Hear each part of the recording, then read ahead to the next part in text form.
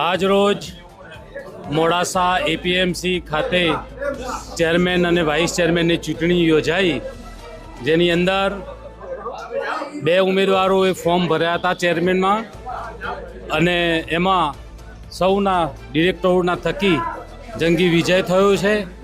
બીજું કે જ્યારે એપીએમસીની ચૂંટણી આવી ત્યારે અમે ખેડૂત હિત રક્ષક પેનલનું નામ કરી અને ચૂંટણી માં ઝંપલાવ્યું હતું, અને દરેક ખેડૂતોએ ખૂબ સહકાર અમને આપ્યો અને જંગી બહુમતીથી અમારી આખી પેનલ પણ જીતાડી હતી.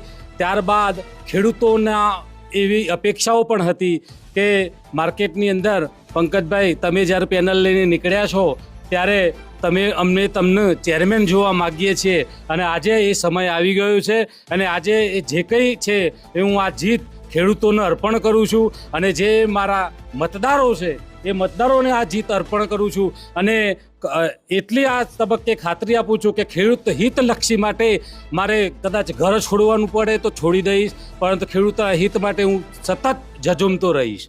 અને ખૂબ આ ફરીથી એકવાર મતદારોનો ખૂબ ખૂબ હું આભાર માનું છું, કારણ કે એમના થકી આજે આ પરિણામ પ્રાપ્ત થઈ શક્યું છે. આજે માર્કેટયાર્ડ મોડાસાના સભાખંડ ખાતે ચેરમેન વાઇસ ચેરમેનની ચૂંટણી થઈ હતી.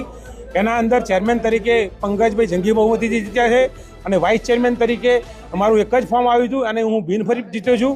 આવનારા દિવસોના અંદર વેપારી અને ખેડૂતો એક સાંકળ છે, તેને સાંકળને બિલકુલ મજબૂત સાંકળ બનાવી અને આવનારા દિવસોના અંદર ખેડૂતો અને વેપારીઓનું એક સંકલન જળવાઈ રહે, અને વેપારીઓના ખેડૂતોના વિકાસ થાય, અને યાર્ડના અંદર ખૂબ જ ઉત્સાહથી ખેડૂતો આવે એ રીતની એ દિશાના અંદર મેં કાર્ય કરીશું.